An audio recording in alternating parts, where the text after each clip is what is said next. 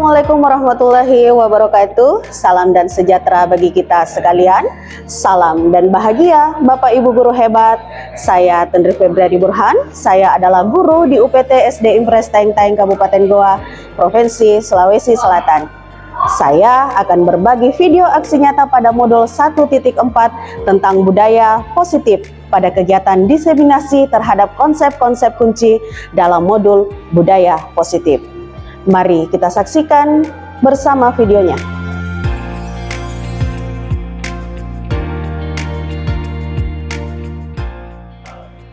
Bismillahirrahmanirrahim. Assalamualaikum warahmatullahi wabarakatuh. Waalaikumsalam warahmatullahi wabarakatuh. Hamdan wa syukran lillah, la haula wala quwata illa billah, rabbi sahri sadri wa yassir li amri wahlul 'uqdatam min lisani yafqahu qauli.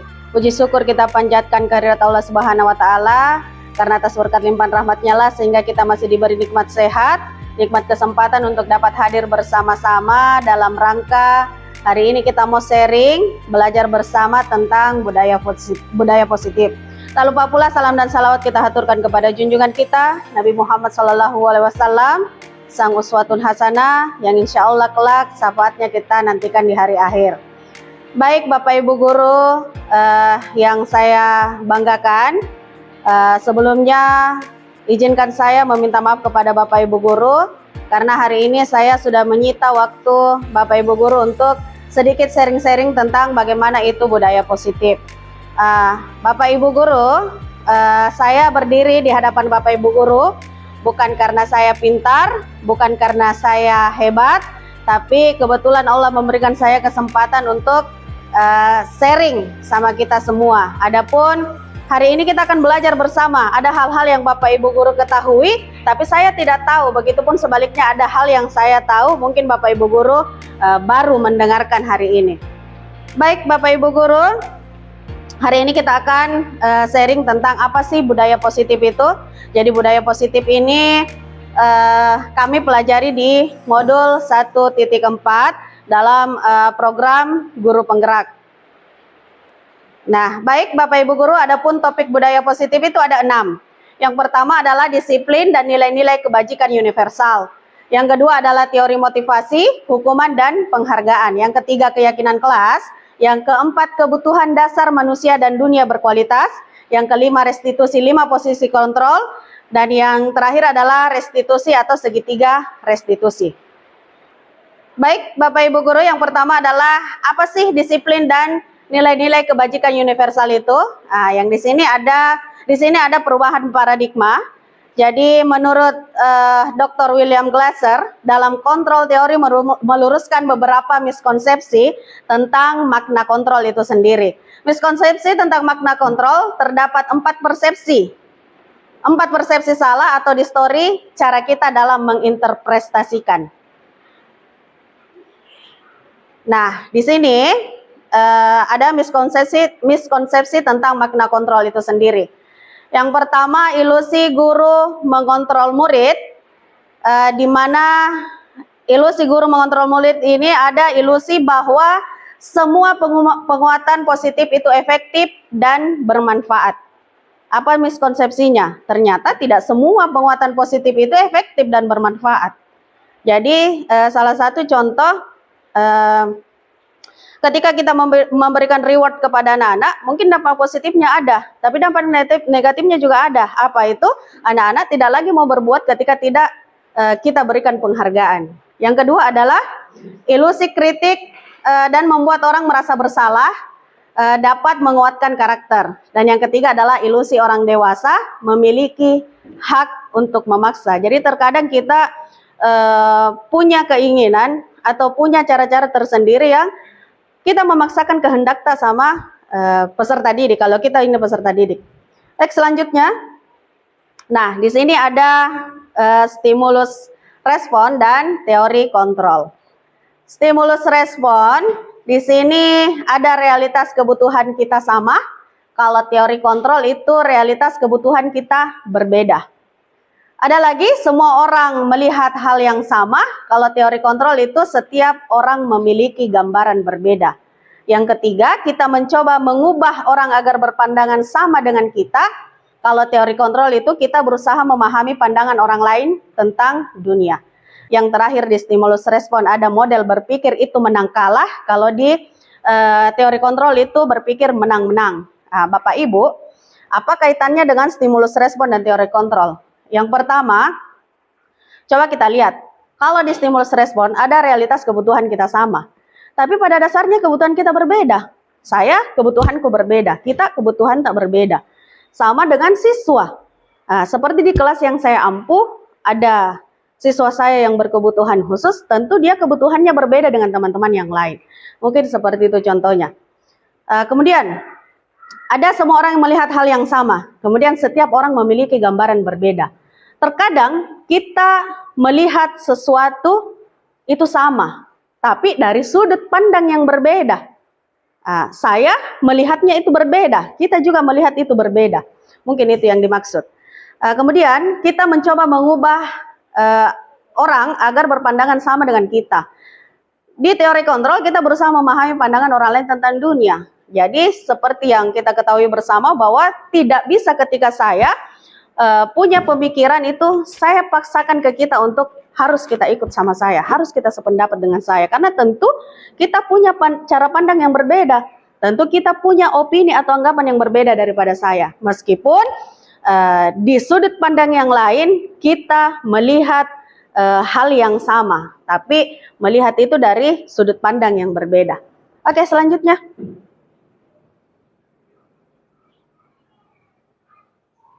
Nah, di sini ada disiplin, masih tentang disiplin dan nilai-nilai kebajikan universal.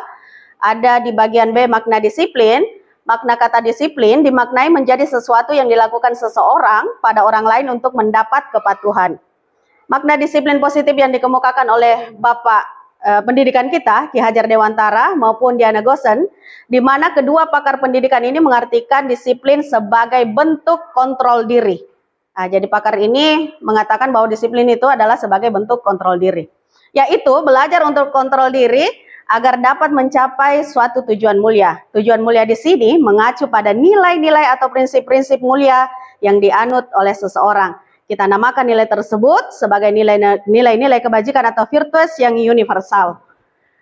Ada di sini makna-makna kebajikan universal. Apa itu kebajikan universal? Nah, nilai-nilai kebajikan universal ini untuk mendukung motivasi intrinsik kembali ke nilai-nilai atau keyakinan-keyakinan yang lebih menggerakkan seseorang dibandingkan mengikuti serangkaian peraturan-peraturan. Apa itu? Tujuannya adalah profil pelajar Pancasila. Seperti yang kita ketahui bersama, ada 6 profil pelajar Pancasila. Yang pertama, beriman, bertakwa kepada Tuhan yang Maha Esa, berkebinakan global, gotong royong, mandiri, kreatif, dan bernalar kritis. Inilah sebenarnya tujuan kebajikan universal itu. Selanjutnya. Oke, sampai di kebajikan-kebajikan universal tadi, apakah ada pertanyaan dari Bapak Ibu atau adakah hal-hal yang perlu kita diskusikan? Ataukah saya menjelaskan dulu sampai akhir baru sebentar kita ada sesi sharing-sharing atau tukar pendapat? Bagaimana? Saya lanjutkan dulu atau sharing dulu? Oke, saya lanjutkan dulu. Yang kedua adalah teori motivasi, hukuman, dan penghargaan restitusi. Nah, ada 3 motivasi perilaku manusia. Yang pertama, untuk menghindari ketidaknyamanan atau hukuman. Yang kedua, untuk mendapatkan imbalan atau penghargaan dari orang lain. Yang ketiga, untuk menjadi orang yang mereka inginkan dan menghargai diri sendiri dengan nilai-nilai yang mereka percaya. Jadi Bapak Ibu, ada 3 motivasi perilaku manusia kenapa mereka melakukan itu. Yang pertama adalah dia melakukan itu untuk menghindari ketidaknyamanan atau hukuman. Contoh, kalau saya lakukan ini pasti dimarahi Kak. Kalau saya melanggar ini pasti dihukum Kak. Itu adalah motivasi perilaku manusia yang pertama. Yang kedua adalah untuk mendapatkan imbalan atau penghargaan dari orang lain. Ada biasa karakter orang senang dipuji-puji. Dia senang ketika melakukan sesuatu, kemudian dia dipuji. Dia senang ketika melakukan sesuatu, kemudian dia mendapatkan imbalan. Maka hal ini adalah salah satu bentuk motivasi perilaku manusia. Yang terakhir adalah untuk menjadi orang yang mereka inginkan dan menghargai diri sendiri dengan nilai-nilai yang mereka percaya. Apa itu? Saya melakukan ini untuk kebaikanku. Kalau saya melakukan ini, pasti ada satu hal positif yang bisa saya dapatkan ketika saya melakukan ini. Jadi, itu tadi contoh-contoh motivasi perilaku manusia, mengapa mereka melakukan itu.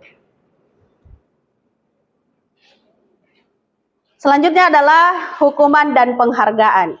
Nah, Bapak Ibu, di sini ada contoh kasus. Saya mau mengajak Bapak Ibu untuk menyimak cerita yang akan saya sampaikan pada hari ini. Kemudian ada pertanyaan pemantik supaya kita tahu bahwa apakah ini bentuk hukuman atau penghargaan. Contoh kasusnya adalah Iva kurang menguasai pelajaran matematika, sehingga pada saat pelajaran tersebut berlangsung, dia lebih banyak berdiam diri atau menggambar di buku pelajarannya. Pada saat guru matematikanya, Pak Seno, menanyakan pertanyaan, Iva menjadi gugup dan tidak sengaja menjatuhkan tasnya dari kursi, serta tiba-tiba menjadi gagap pada saat berupaya menjawab. Seluruh kelas pun tertawa melihat perilaku Iva yang berbicara tergagap dan terkejut tersebut. Pak Seno pada saat itu membiarkan teman-teman Iva menertawakan Iva yang tergagap dan malu luar biasa. Malahan meminta Iva untuk maju ke depan dan berdiri di depan kelas sambil menunjuk hidungnya karena tidak bisa menjawab pertanyaan Pak Seno. Kelas makin gaduh dan anak-anak pun tertawa melihat Iva di depan kelas memegang ujung hidungnya. Itu satu contoh kasus. Pertanyaannya, apakah Bapak Ibu setuju dengan apa yang Pak Seno lakukan? Jika setuju, alasannya kenapa? Jika tidak setuju, alasannya kenapa? Kira-kira bagaimana tanggapan tak dengan contoh kasus yang sudah disajikan di atas? Jadi ceritanya ini, ada satu siswa. Dia tidak terlalu menguasai pelajaran matematika. Nah, tiba-tiba guru matematikanya itu menanyakan pertanyaan ke anak tersebut. Sampai-sampai ini anak-anak gugup. Tidak tahu mau bilang apa. Kelas menjadi gaduh, bahkan dia tertawakan ini anak yang tidak mengerti, yang tidak paham. Gurunya bersikap pada saat itu, dia biarkan temannya membuli. Dia biarkan temannya membuli. Dia tidak menegur, dia tidak apa, bahkan dia suruh lagi naik ke depan sambil menunjuk hidungnya karena tidak bisa menjawab pertanyaan. Apakah yang dilakukan Pak Seno ini menurut tak bagus atau bagaimana? Tidak. Kenapa kira-kira? Kenapa tidak bagusnya? Membiarkan siswa dipermalukan. Jangankan siswa, guru pun ternyata bisa melakukan bullying. Kita setuju enggak apa yang dilakukan Pak Seno ini? Tadi siswanya tidak tahu. Terus diejek sama temannya. Kemudian Pak Seno, dia tambahi lagi, dia tunjuki itu anak-anak. Apakah perlakuan Pak Seno itu kita anggap bagaimana? Setuju atau tidak dengan kelakuan Pak Seno? Tadi sebagian besar mengatakan tidak setuju. Kenapa? Karena mempermalukan anak. Ini, iya. Jadi jangan bilang siswa aja membuli. Tidak. Menurut ini, KBBI, perundungan adalah tindakan yang menyakiti orang lain, baik secara fisik maupun psikis, dalam bentuk kekerasan verbal, sosial, atau fisik secara berulang kali dari waktu ke waktu, seperti memanggil nama seseorang dengan julukan yang tidak disukai, memukul, mendorong, menyebarkan rumor, mengancam, atau merongrong. Ini adalah perundungan. Jangan sampai bilang, Ki, siswa yang melakukan perundungan. Tanpa kita sadari, guru bisa melakukan itu secara verbal. Itu. Contohnya tadi, tunjuki anak-anaknya. Itu kan ada hal lain yang bisa kita lakukan selain menunjuk anak itu, mempermalukan anak itu. Ingat, ketika kita mempermalukan anak-anak, maka sampai dia dewasa, akan dia ingat terus kita. Itu dulu guruku yang kasih malu, Kak. Kita akan membentuk anak ini menjadi orang-orang yang pendendam. Orang yang dendam dengan kita. Coba slide selanjutnya. Hukuman konsekuensi, dan restitusi. Identitas gagal, identitas sukses. Ada identitas gagal itu masuk di dalamnya bentuk-bentuk hukuman. Hukuman itu sesuatu yang menyakitkan dan harus terjadi. Konsekuensi sesuatu harus terjadi, restitusi merupakan pilihan. Di hukuman tidak nyaman untuk murid untuk jangka waktu yang panjang, seperti yang saya bilang tadi, akan kita membentuk karakternya anak menjadi pendendam dengan kita. Tidak nyaman untuk murid atau anak untuk jangka waktu pendek, kemudian menguatkan untuk murid dan anak dalam jangka waktu yang panjang. Kalau di hukuman identitas gagal ini korban mendapatkan keadilan, kalau di konsekuensi korban bisa diabaikan, kemudian di restitusi korban mendapatkan ganti. Kalau di di hukuman murid atau anak akan tersakiti, kalau di konsekuensi murid atau anak dapat dibuat tidak nyaman, kemudian di restitusi murid atau anak mendapatkan penguatan. Perilaku pasif agresif meningkat, kalau di konsekuensi penguatan hanya bertahan dalam jangka waktu pendek, kalau di restitusi masalah terpecahkan. Kemudian di hukuman murid atau anak membenci peraturan. Kalau di konsekuensi murid anak menghormati peraturan, kemudian di restitusi murid anak menghormati dirinya dan orang lain. Kita lihat, kalau hukuman diberikan tidak sesuai dengan apa yang dia lakukan. Kalau dia di konsekuensi bagian dari atau yang ada hubungannya dengan apa yang mereka lakukan. Misalnya, tadi ada anak yang datang terlambat misalnya. Kalau kita upacara, ada anak yang datang terlambat. Kemudian kita suruh berdiri di tengah lapangan. Apakah itu kira-kira hukuman atau konsekuensi? Hukuman. Karena tidak ada hubungannya. Apa hubungannya anak datang terlambat dengan dijemur di lapangan? Kalau konsekuensi. Konsekuensi sesuatu yang harus terjadi. Kita lihat di sini. Apakah peraturannya? Mampukah kamu melakukannya? Terima kasih. Bagaimana anak-anak itu kita atur. Makanya dia perlu jangka waktu yang lama. Memerlukan monitoring dan supervisi terus-menerus dari guru. Kalau kamu terlambat, konsekuensinya ini. Misalnya, pelajaran berlangsung. Pelajaran sudah berlangsung, dia terlambat. Konsekuensinya adalah, saya suruh kamu mencari materi itu di perpustakaan. Misalnya yang ada kaitannya dengan materi yang saya ajarkan pada hari ini. Itu konsekuensinya. Tapi kalau hukuman seperti tadi, datang terlambat, dijemur di tengah lapangan. Ataukah dia begini, seperti tadi, dia belum paham, bukan juga tidak paham, kurang paham dengan matematika, kemudian disuruh naik, ditunjuk-tunjuki lagi sama gurunya. Itu hukuman. Dampaknya adalah, ini tadi, tidak nyaman untuk murid atau anak dalam jangka waktu yang panjang. Apalagi sekarang kita menghadapi generasi-generasi yang, oh iya kelas so. Kasih begini kak. Nah, makanya salah satu yang kita hindari, jangan lalu Ki menunjuk murid. Jangan Ki. Menunjuk murid itu kurang bagus, kurang etis. Karena berdampak jangka panjang. Bisa menjadi dia pendendam. Dalam hatinya, kenapa ini guruku begini. Bagus kalau anak-anak yang ketika dikasihkan hukuman seperti itu, kemudian dia langsung berubah. Tapi kalau anak-anak yang artinya sama sekali tidak memperdulikan itu, biar Tommy. Atau dianggap biasa. Pasti kita punya murid begitu. Semakin dimarahi, semakin bertingkah. Karena anggap biasa. Ada kan? Ada. Beberapa hari yang lalu kita dapati anak-anak seperti itu. Handphone bermasalah, dikasih tanya, kenapa? Tambah menangis. Tapi tidak boleh kita melakukan hukuman-hukuman yang meninggalkan bekas luka dalam hatinya. Tidak boleh, karena dia bawa itu sampainya besar. Ada dulu guruku di SD. Begini, nak kasih begini kak. Malu-maluku. Seperti itu. Slide selanjutnya. Ini masih ada. Kalau ini hukuman, dia sifatnya negatif. Ini konsekuensi sifatnya netral. Kalau restitusi, dia sifatnya positif. Awas, kalau dilakukan lagi ya, nanti Apa itu? Nanti awas kamu. Itu mode paksaan. Kalau dia dikonsekuensi, lakukan apa yang saya katakan. Ada stimulus respon di dalamnya.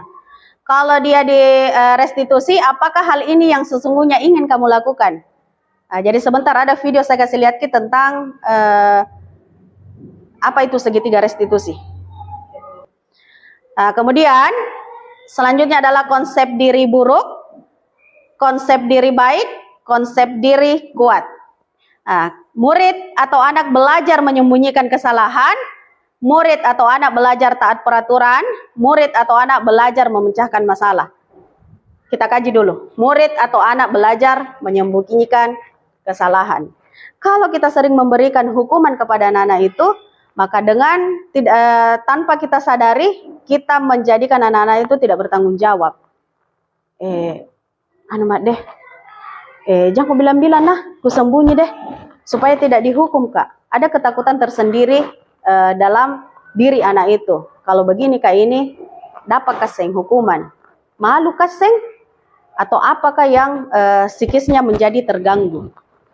Tapi kalau dia di konsekuensi, dia itu mendorong kepatuhan. Kalau dia di restitusi, mendorong disiplin positif, lebih positif lagi. Selanjutnya, mencoba mengontrol anak dengan penguatan negatif, membayar impas kesalahannya. Kamu melakukan ini hukumanmu, ini yang kau dapat.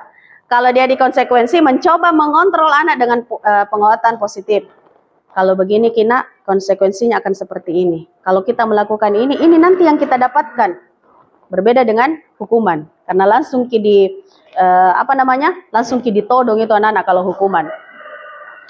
Kemudian anak paham bahwa dirinya sendiri yang pegang kendali kontrol. Itu kalau dia di restitusi. Kemudian dampak. Ini yang saya katakan tadi. Ketika kita selalu memberikan hukuman kepada anak, maka akan berdampak atau berlangsung lebih panjang. Dampak pada murid adalah marah, merasa bersalah, rendah diri, mengasingkan diri. Itu dampaknya ketika kita selalu memberikan hukuman kepada anak. Tapi ketika kita melakukan konsekuensi, di sini ada kehilangan hak, waktu jeda seorang diri, artinya dia menyadari kesalahannya, kemudian dia bertahan untuk melakukan hal-hal yang baik, yang konsekuensinya akan mungkin lebih positif untuk dirinya. Kemudian hukuman itu cenderung dibuat oleh guru. Kalau konsekuensi dibuat oleh guru dan murid, artinya ada kesepakatan. Kalau di restitusi, mereka yang buat. Kemudian di sini ada menyakitkan, guru menjalani apa itu? Guru menjalani konsekuensi dengan menyalahkan, mengkritik, menyindir, merendahkan. Termasuk tadi, merendahkan anak dengan menunjuk, hidungnya lagi dia tunjuk. Itu kan merendahkan.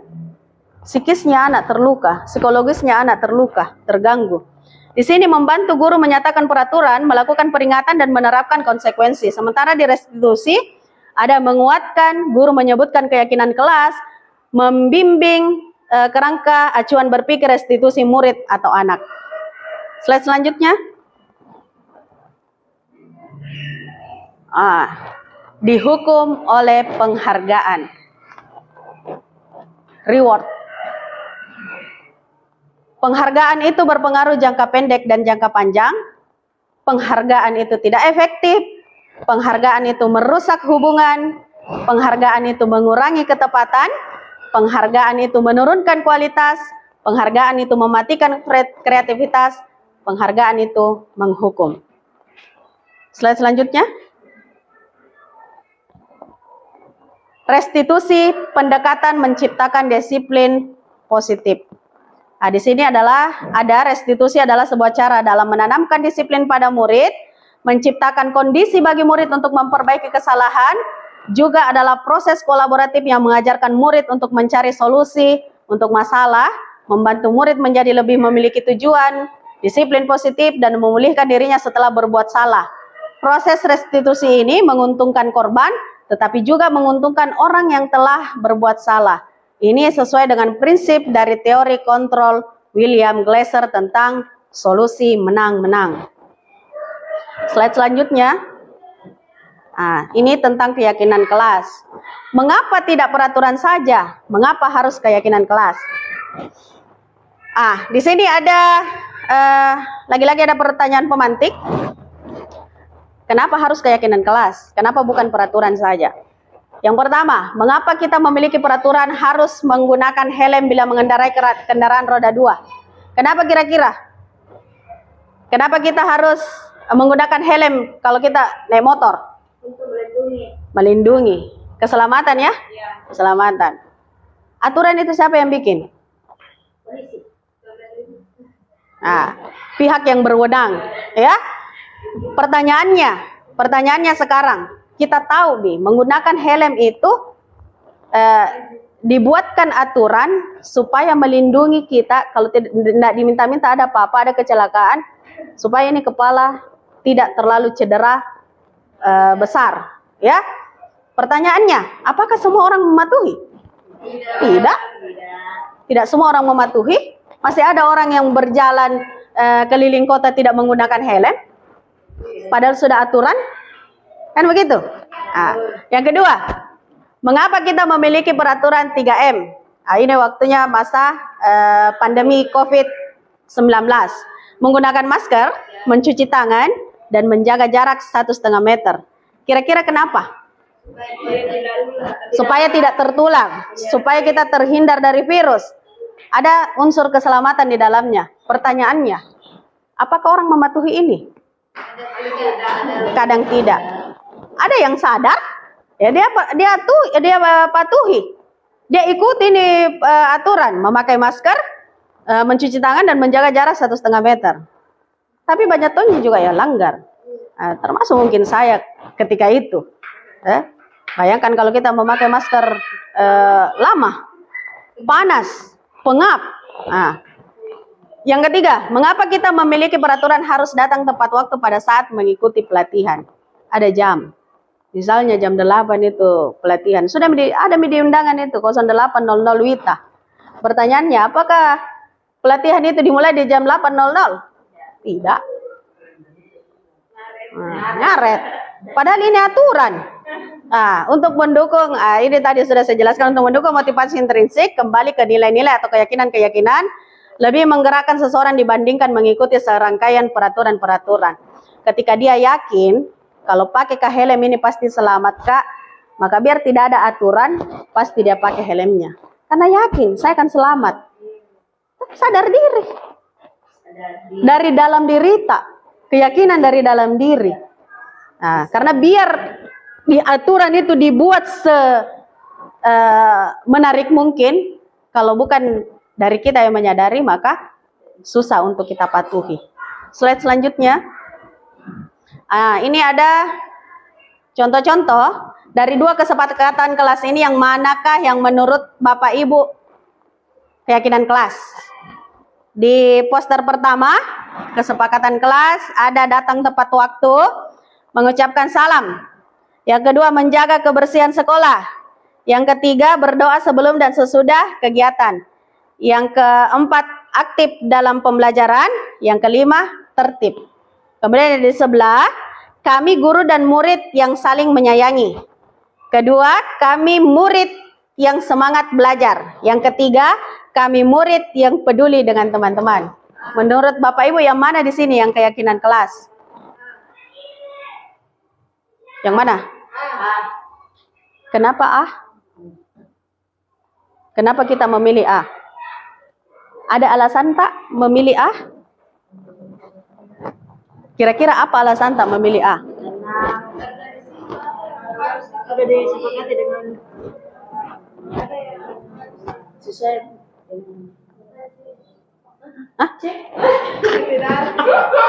Tidak ada C, Bu. Aji dengan B.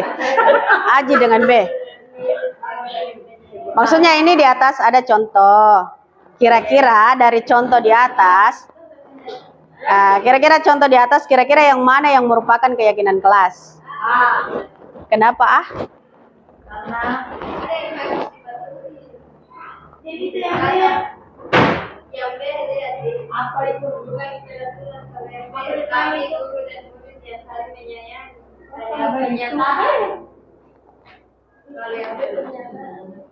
Bu Eni, Bu Eni kira-kira yang mana, Bu? Kalau kesepakatan kelas itu A.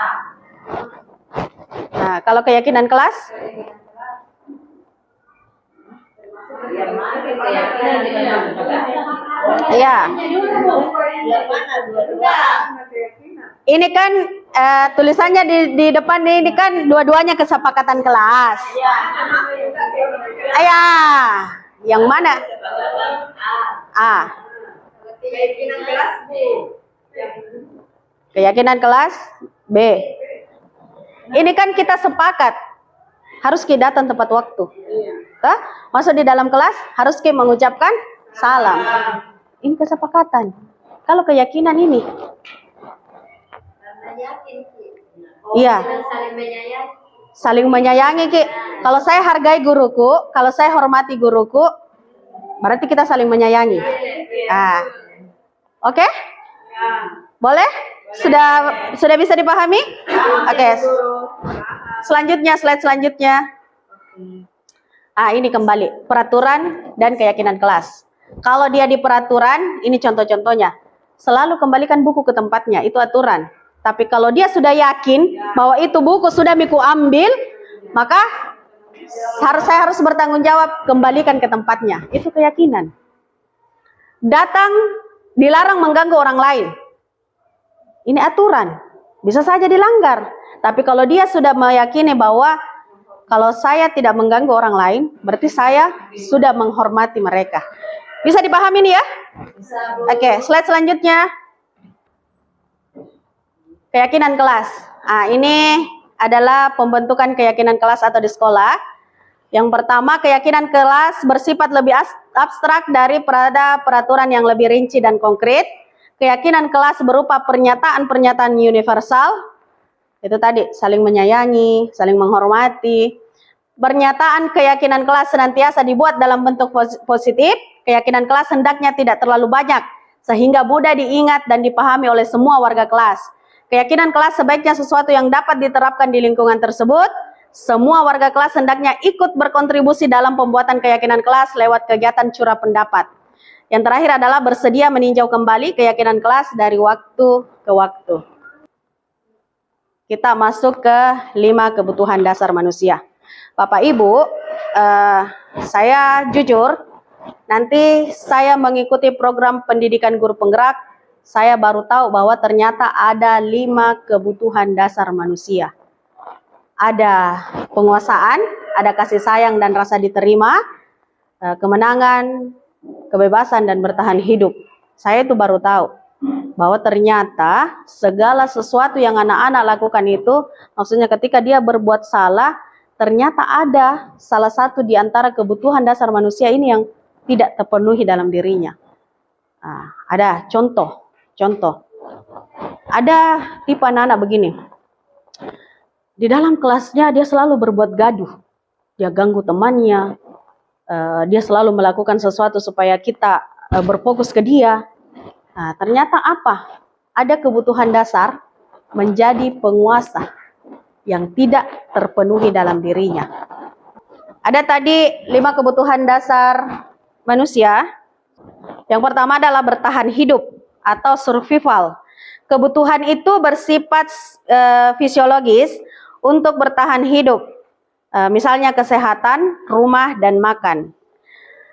Kebutuhan biologis yang sebagai bagian dari proses reproduksi, termasuk kebutuhan untuk tetap bertahan hidup. Kebutuhan untuk merasa aman juga termasuk dalam kebutuhan ini. Agar murid dapat belajar dengan baik, kebutuhan mereka tentang rasa aman, pangan, sandang, dan papan harus terpenuhi. Contoh, bagaimana mungkin mereka dapat belajar dengan baik bila mereka datang ke sekolah dengan perut yang lapar? Ternyata kita harus mengetahui itu. Apakah terpenuhi jini kodong kebutuhannya anak-anakku? Jangan sampai dia datang ke sekolah dengan kondisi yang lapar. Kemudian perasaan diterima. Kasih sayang dan rasa diterima. Ini love and belonging. Kebutuhan ini meliputi keinginan untuk tetap terhubung dengan orang lain seperti teman, keluarga, teman kerja, dan kelompok di mana kita tergabung. Setiap murid ingin menjadi bagian yang berharga dari kelas dan juga sekolah. Mereka juga ingin diterima oleh orang lain di dalam kelompoknya. Sebagai guru, seharusnya kita dapat menerima murid apa adanya, sesuai kodratnya, karena setiap murid adalah unik. Mereka memiliki kekuatannya masing-masing, sehingga guru harus bisa menciptakan kesempatan untuk murid berkolaborasi dan memiliki komitmen atau kontrol emosi satu sama lain. Nah, ini tentang kasih sayang dan rasa diterima. Kemudian yang selanjutnya adalah kebutuhan akan kebebasan. Kebutuhan akan kebebasan di sini bagaimana dia membuat pilihan atau freedom. Murid harus diberi kesempatan membuat pilihan dan bertanggung jawab atas pilihannya. Memberi mereka kebebasan bukan berarti membiarkan mereka melakukan apa saja yang mereka mau, melainkan lebih kebebasan berarti untuk membuat pilihan, misalnya menyuarakan pendapatnya dengan percaya diri, kemudian memberikan kesempatan untuk mereka mencoba hal-hal yang baru. Pembelajaran dengan metode yang beragam dan menarik juga akan memenuhi kebutuhan murid tentang kebebasan ini. Pembelajaran berdiferensiasi, di mana guru menyediakan beberapa jenis tugas yang bisa dipilih oleh murid sesuai minat mereka. Ini sangat baik untuk mengembangkan murid menjadi lebih mandiri dan memiliki motivasi internal, karena kebutuhan akan kebebasan pada dasarnya adalah kebutuhan untuk mandiri, memiliki otonomi, memiliki pilihan, dan mampu mengendalikan arah hidup sendiri. Kita berikan kebebasan anak-anak untuk berekspresi, untuk berpendapat, tapi tetap kita tuntun, tetap dalam koridor yang tidak menyalahi aturan. Itu untuk kebebasan. Selanjutnya adalah kebutuhan keempat, yaitu kebutuhan kesenangan atau fun. Hidup tanpa rasa senang betapa menyedihkan. Lagi-lagi menurut Glasser, menghubungkan kebutuhan akan kesenangan dengan belajar. Jangan sepelekan kebutuhan murid untuk merasa senang di kelas. Sebagai guru, jangan ragu-ragu untuk dengan sengaja memasukkan kegiatan yang menyenangkan dalam kelas. Murid-murid dengan kebutuhan dasar kesenangan yang tinggi ingin menikmati apa yang mereka lakukan. Mereka juga konsentrasi tinggi saat mengerjakan hal-hal yang disenangi. Rata-rata ini ketika kita melakukan metode belajar yang kontekstual atau yang relevan dengan kehidupan sehari-hari. Coba Maki kasih contoh anak-anak yang selalu dia lakukan dalam kehidupannya sehari-hari. Kalau tidak lompat-lompat. Kalau seperti di Bu Eni di kelas 6, dia selalu pakai kuisis, pasti senang ya anaknya, mau terus ulangan. Tapi coba ketika kita memberikan ulangan di Saretomi 15 nomor, banyaknya minta ampun, kelas rendah lagi, maka tidak selalu takut-takut anak-anak kah? Maka salah satu kebutuhan yang harus kita tahu bahwa anak-anak itu butuh ada kebutuhan kesenangan di dalamnya. Senang belajar ini, oh anak-anakku senang kalau ini ku kasihkan ki. Anak-anakku senang kalau ini ku kasihkan ki. Seperti kalau di kelas-kelas rendah rata-rata itu mereka senang kalau kita mendemonstrasikan sesuatu yang sesuai dengan apa yang mereka alami setiap harinya. Seperti itu, kontekstual. Dia lebih nyata. Yang terakhir adalah kebutuhan akan penguasaan. Ini tadi yang saya bilang. Setiap murid memiliki kebutuhan untuk merasa kompeten, menjadi terampil, diakui pencapaian dan keterampilannya. Didengarkan, bisa membuat dampak dan pengaruh dan memiliki rasa harga diri. Mereka sebaiknya diberi kesempatan untuk membuat keputusan tentang hal-hal yang penting dalam hidupnya dan tidak merasa dikontrol oleh sistem sekolah. Pada murid yang menginjak usia remaja, ini sering-sering di usia remaja, seringkali mereka merasa tidak memegang kendali atas kehidupannya sendiri karena guru kerap kali mempengaruhi mereka dalam mengambil keputusan. Murid-murid yang memiliki kebutuhan dasar akan penguasaan yang tinggi biasanya selalu ingin menjadi pemimpin. Mereka juga suka mengamati sebelum mencoba hal baru. Mereka juga perfeksionis dan mereka lebih merasa kecewa bila melakukan kesalahan. Ini biasanya kalau anak-anak yang menginjak usia remaja. Jadi memang sangat penting bagi kita guru untuk mengetahui kebutuhan dasar murid kita agar kita bisa memahami alasan di balik sikap dan tingkah laku mereka bila murid berperilaku buruk atau melanggar peraturan sehingga tindakannya tidak sesuai dengan nilai-nilai kebajikan.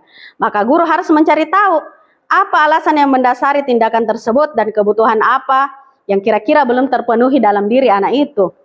Contoh kebutuhan dasar yang tidak terpenuhi dapat berakibat pada perilaku murid.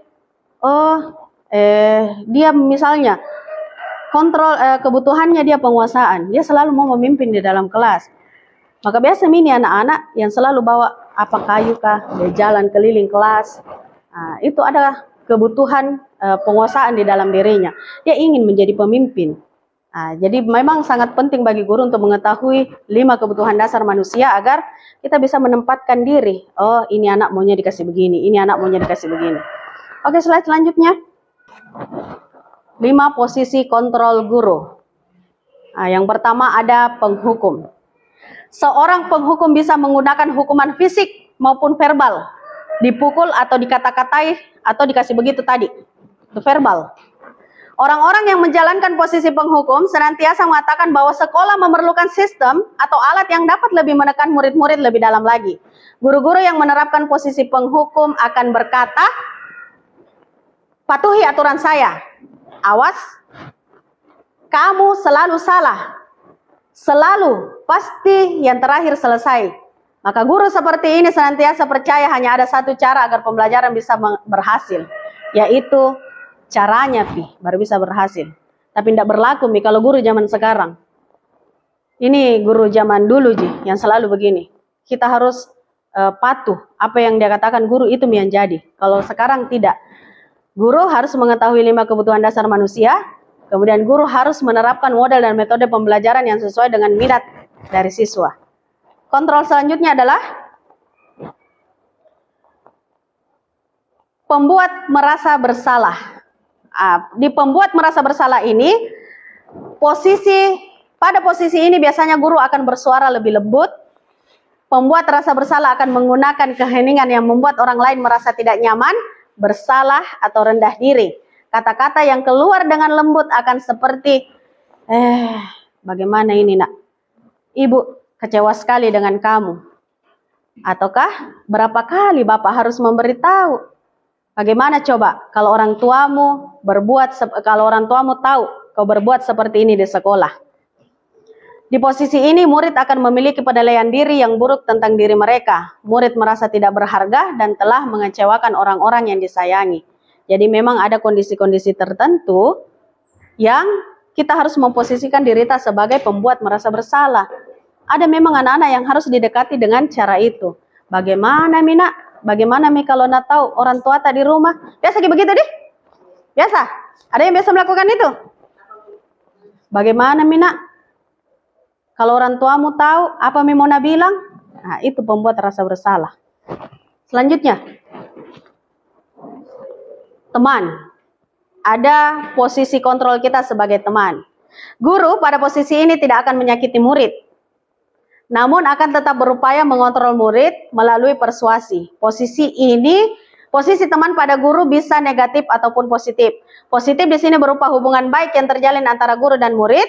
Guru di posisi teman menggunakan hubungan baik dan humor untuk mempengaruhi seseorang. Mereka akan berkata, ayo bantu kak, demi bapak nah. Ayo ingat tidak bantuan bapak selama ini? Ya sudah, kali ini tidak apa-apa. Nanti ibu bereskan. Tapi ada juga sisi negatifnya kalau kita menjadi teman untuk siswa. Apa itu? Dia kurang respect, kurang hormat sama kita. Nah, jadi masing-masing ada kekurangan dan kelebihan.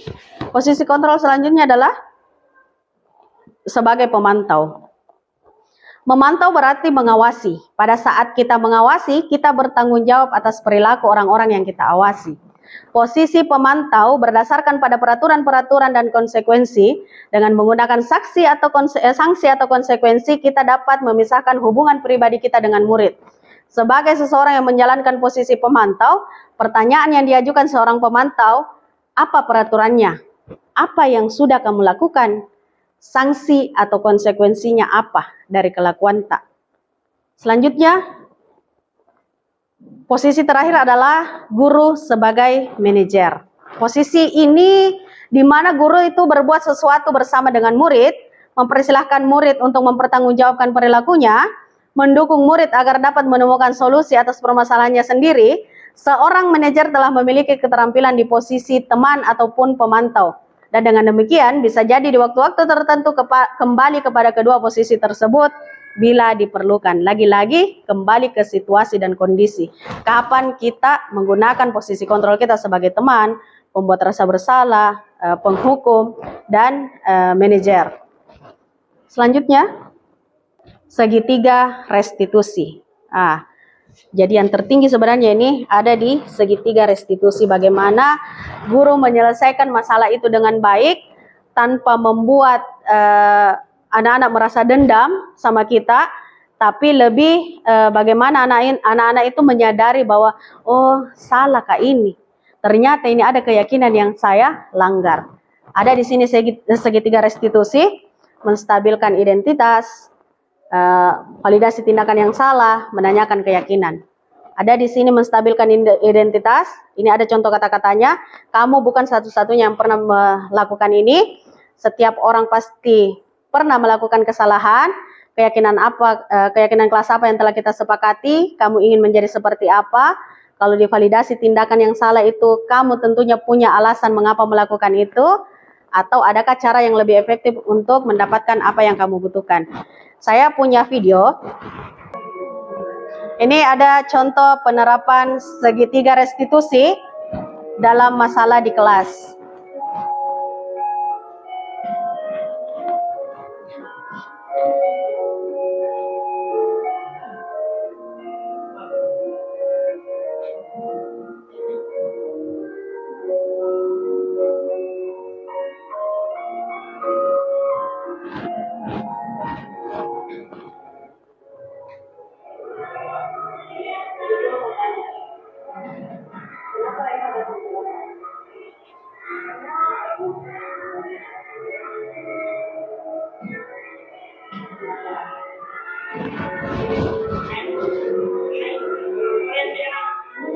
Saya tadi dalam saya senang karena dengan orang lain. Oke, terima kasih Indra. Oke, ada kesimpulan. Penyelesaian masalah dengan menggunakan pendekatan segitiga restitusi diharapkan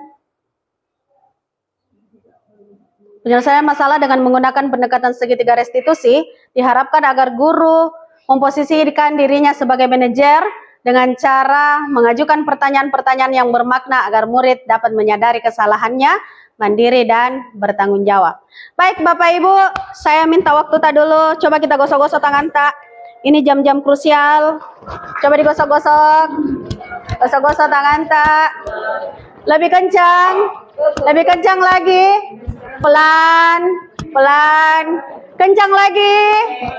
Pelan lagi. Pelan, pelan. Kencang lagi. Semua pegang kepala. Aku masuk fokus. Panas. Kepala. Apa disuruhkan Ki Buniar? Tadi kenapa kita pegang pipita? Karena melihat pemateri pegang pipi. Berarti Ibu Niar itu visual. Karena dia melihat, mempraktekkan apa yang dia lihat.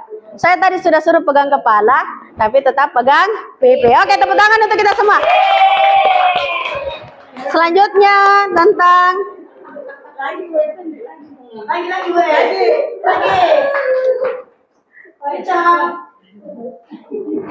Nah, ini ada langkah-langkah dalam segitiga restitusi.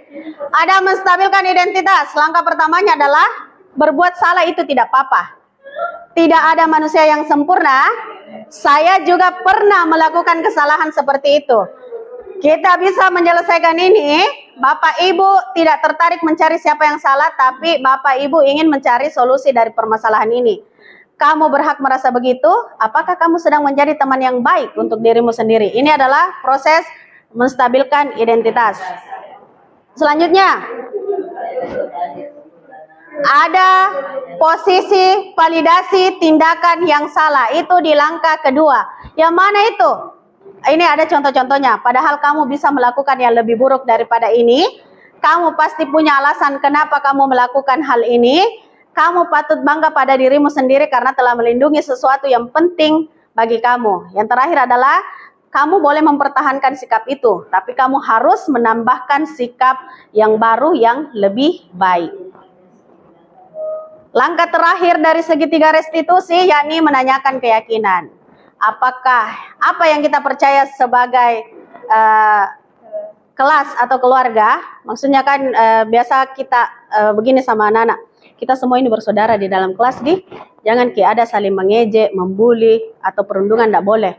Semua harus saling menghormati, semua harus saling menyayangi.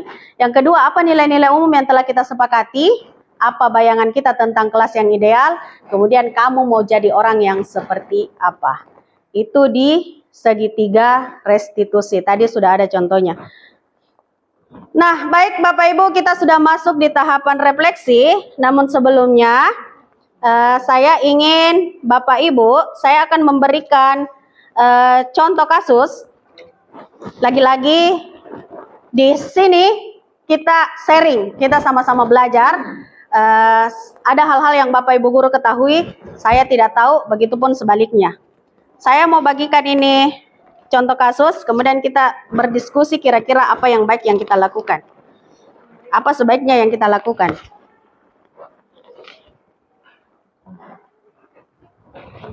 Bisa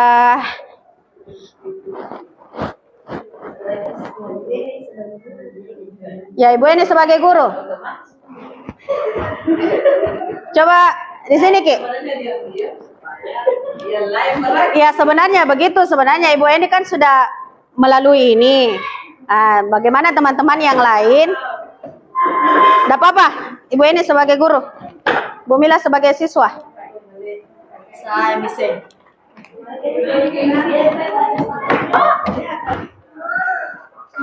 Wah, Apa teh najarangna apa? Ali, kita sebagai Ali. Ali. Ali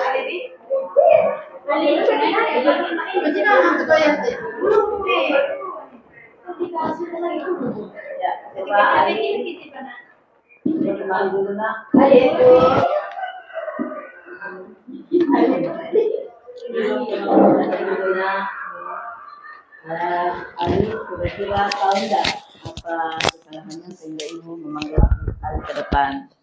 Tahu Bu. Apa itu Nak? Mengejek teman karena nilainya rendah. Oh, tapi syukurlah kalau hanya sebatas mengejek ya. Ali tidak menonjok-nonjok temannya.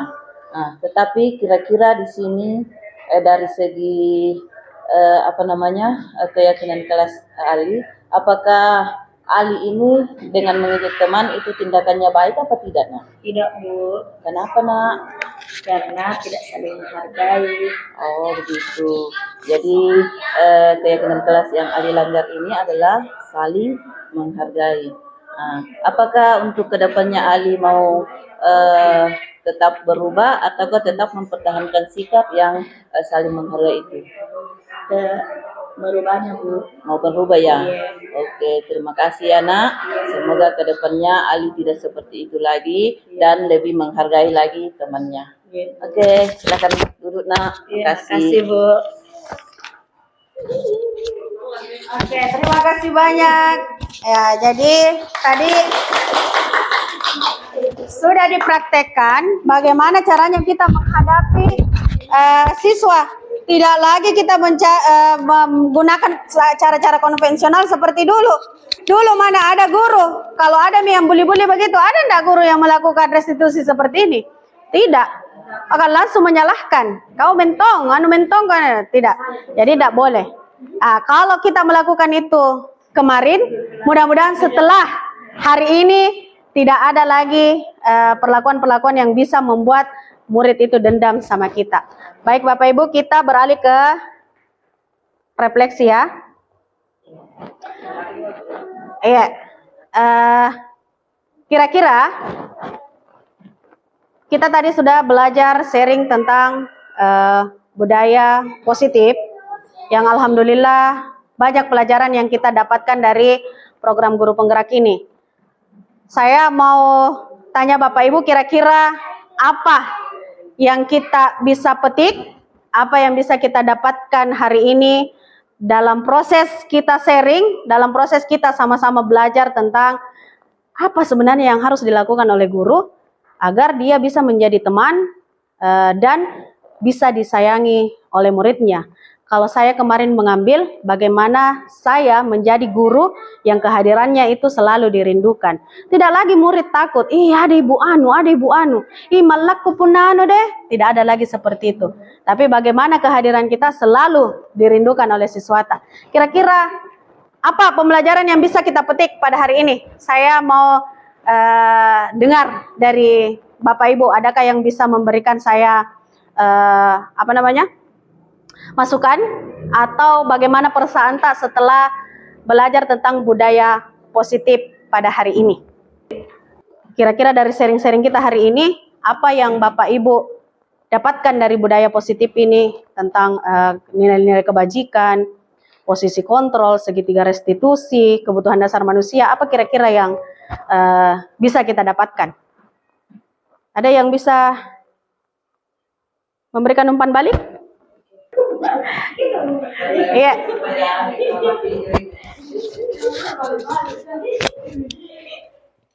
Ya, baik, dari refleksi yang saya bisa paparkan hari ini mengenai peristiwa adalah diseminasi budaya positif yang ada di sekolah kita. Perasaan di awal itu awalnya merasa mengantuk, tetapi setelah masuk ke contoh-contoh budaya positif, akhirnya kembali lagi mengasah pemahaman apa yang belum kita dapatkan di kegiatan sebelumnya. Kemudian pembelajaran yang saya dapat hari ini adalah yang pertama itu di 5 posisi kontrol manusia. Saya di sini mengambil bahwasanya di antara 5 posisi kontrol yang bisa kita terapkan adalah manajer. Kemudian penerapan untuk kedepannya. Kemudian pembelajaran yang kedua adalah mengenai penerapan segitiga restitusi. Jadi saya berharap kepada teman-teman sekalian, karena sudah 2 kali sebenarnya ini pemaparan, dengan adanya paparan yang kedua ini mudah-mudahan bisa lagi lebih dipahami dan banyak-banyaklah kita berada pada penerapan segitiga restitusi. Artinya jangan sekali-sekali atau sering-sering anak-anak kita hukum ataukah beri tindakan yang tidak sesuai dengan apa yang kita lakukan yang selama ini. Kemudian penerapan ke depannya, ya baiklah kita sama-sama untuk merubah diri kita, mulai dari, karena walaupun beberapa kali kita disampaikan, tetapi memang keinginan dalam diri kita tidak ada niat untuk merubah, maka itu yang susah. Penerapannya itu saya berharap untuk yang pertama adalah kita merubah anak-anak di pembelajaran yang menyenangkan. Ya, marilah kita berikan anak-anak solusi untuk pembelajaran yang berpihak pada murid. Jangan kita bilang anak-anak tidak suka itu, lantas itu yang kita lanjutkan. Tetapi marilah kita selalu merefleksi diri bagaimana untuk penerapan ke depannya. Kemudian yang kedua, itu penerapannya selalu menerapkan segitiga restitusi dengan bertindak sebagai manajer. Saya kira demikian, Bu. Terima kasih atas waktu yang diberikan. Assalamualaikum warahmatullahi wabarakatuh. Waalaikumsalam warahmatullahi wabarakatuh.